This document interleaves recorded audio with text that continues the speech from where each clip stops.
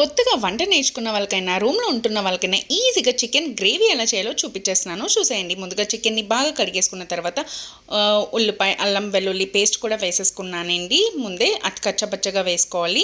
And ఉల్లిపాయలు, పచ్చిమిర్చి వేయించేసుకున్నాను. And పక్కన పెట్టేసుకున్న చికెన్ కూడా వేయించి ఒక 2 మినిట్స్ అటు ఇటు కలిపిన తర్వాత తగినంత ఉప్పు, తగినంత కారం, తగినంత గ్రేవీ మసాలా. ఈ గ్రేవీ మసాలా, ఫ్రై మసాలా అనేటివి నేను నెక్స్ట్ వీడియోలో చూపిస్తాను.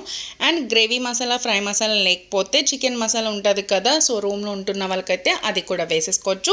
సో దాన్ని ఒక 2 మినిట్స్ మళ్ళీ అటు ఇటు కలుపుకున్న తర్వాత ఉల్లి ముద్ద వేసేసుకోవాలి. ఉల్లిపాయ, అల్లం వెల్లుల్లి పేస్ట్ వేసుకొని పచ్చివాసన పోయేంత వరకు వేయించుకున్న తర్వాత ఒక 5 మినిట్స్ వేయించుకుంటే సరిపోద్ది. ఒక అర గ్లాస్ నీళ్ళు వేసుకోవాలి ఒక హాఫ్ కేజీ చికెన్కి. సో చికెన్ బేగా బాయిల్ అయిపోద్ది కాబట్టి సో నో ప్రాబ్లం. ఒక 20 మినిట్స్ తర్వాత చక్కగా అయిపోతుందన్నమాట curry. So chicken gravy ready. నేను ఆ రోజు చికెన్ ఫ్రై కూడా చేశాను, బిర్యానీ కూడా చేశాను. ఈజీ కదా, మరి చేసేసుకోండి. ఓకేనా?